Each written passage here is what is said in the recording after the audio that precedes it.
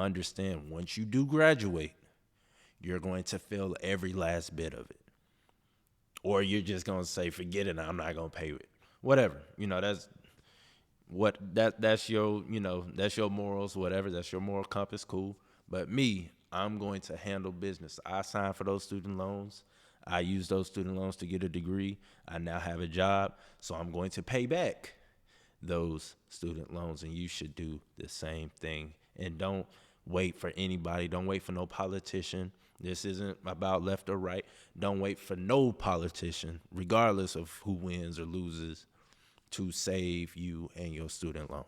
Yo, what's goody? What's goody? Latrell in a hoodie. Welcome to another episode of the Brother Next Door podcast, where we talk about finance, personal development, and skills to get you further in life, the actionable steps, and my own personal experiences.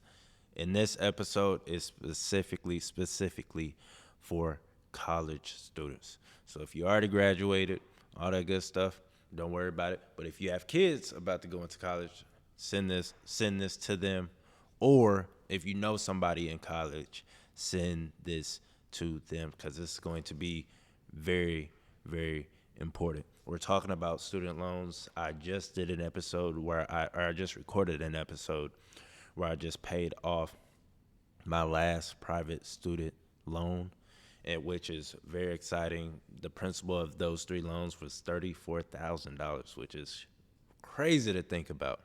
But it's all paid off. I don't have that weight on my shoulders now. And so I want to reach back, right, and help you guys out when it comes to these student loans and understanding them. Understand, yes, it just may seem like a big number. It may seem like a bunch of zeros and ones on a computer screen.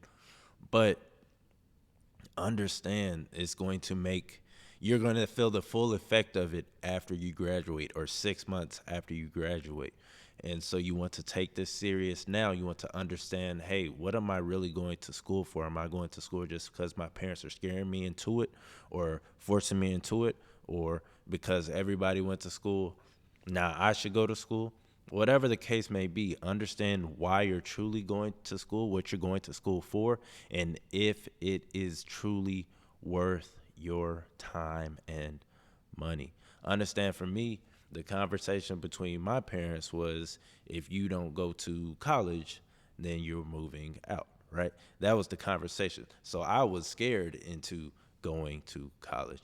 And so I didn't know what I wanted to do. We had 3 engineers in the family already. So that's why I went for it, because I knew I'd have help at the end of the day. But luckily, it played out. I enjoy it. I was able to finish, right? Because that degree is not easy. So by the grace of God, I was able to finish and actually enjoying what I do and make good money doing it and all that great stuff.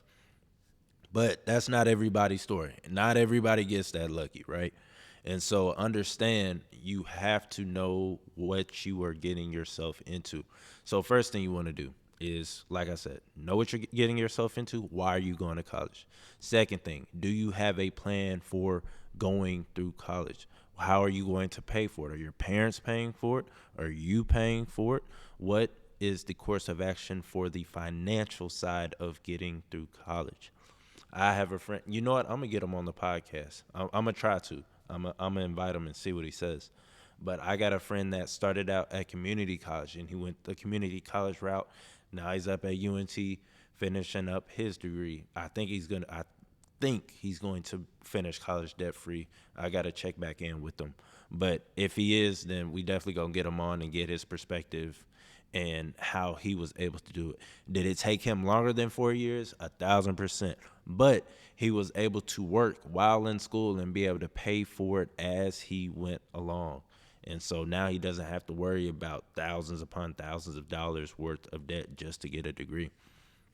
Next thing you want to do is, for me, is think of it as an investment. And so understand, what is the return on the investment of going to college? If you're going for a degree that's not going to produce a lot of money, then do you truly enjoy that? Do you think you truly enjoy that profession? I'd strongly advise you go shadow someone, if at all possible, before you take 4 years, finally get into the role and decide you don't like it. Before you do all that, try to shadow somebody or try to go to work with somebody, whatever the case may be. See what they do on a day-to-day basis and see if that's really what you want to do, especially if it's not going to pay you a lot of money, i.e. teacher or whatever the case may be, vet, whatever. I don't know how much vets get, so let me not even say that.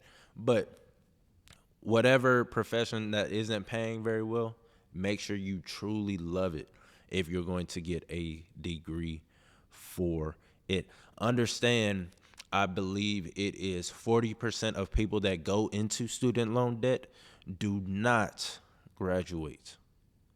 So I've seen numbers as high as I think it was like 300,000 on the Dave Ramsey show because he was going to become a lawyer and he just couldn't pass. I think it was the bar exam.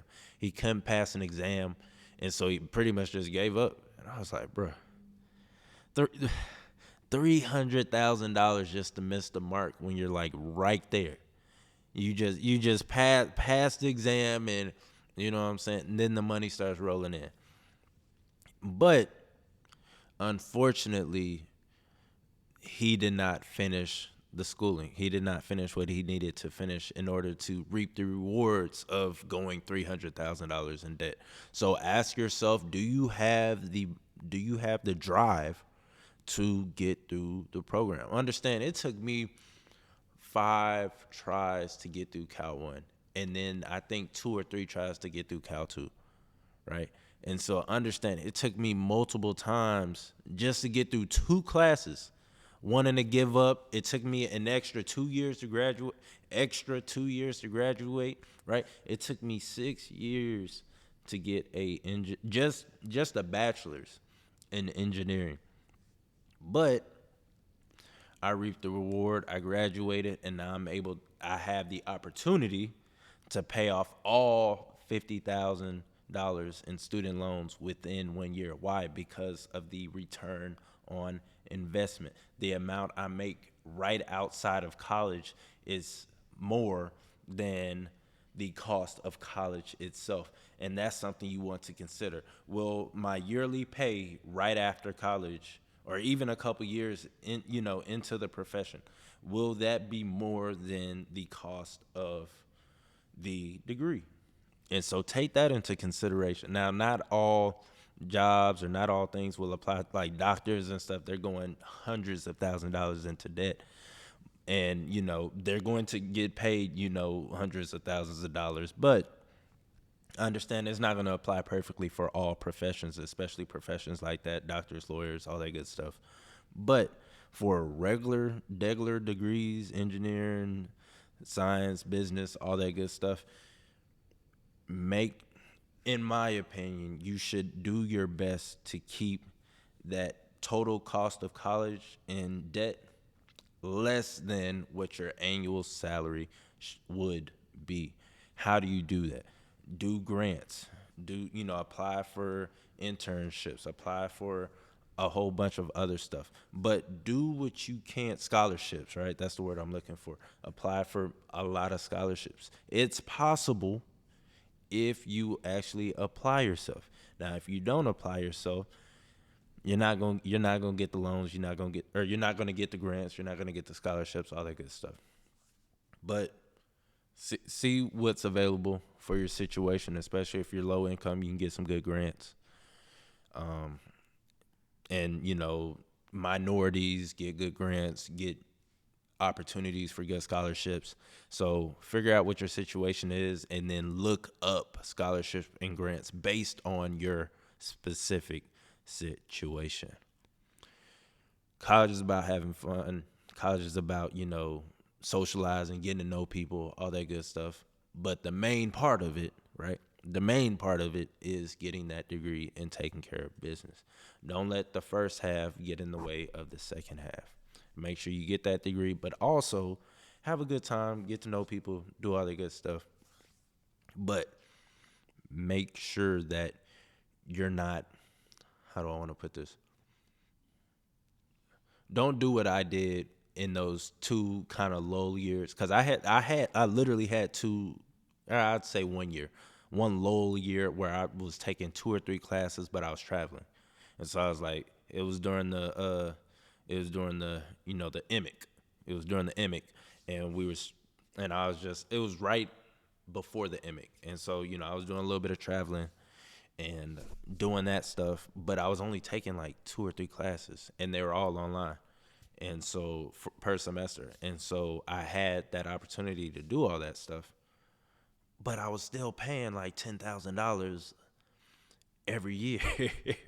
And so it's like, how am I only taking 1 or 2 classes and still paying 10? That makes no sense. But that's just how it went. So don't have, if unless you absolutely have to, I'd rather you withdraw and then re-enroll than do that. But try to get through it as fast as possible. That way you don't have years where you're just dumping money out for classes that you don't truly need. You know what I'm saying?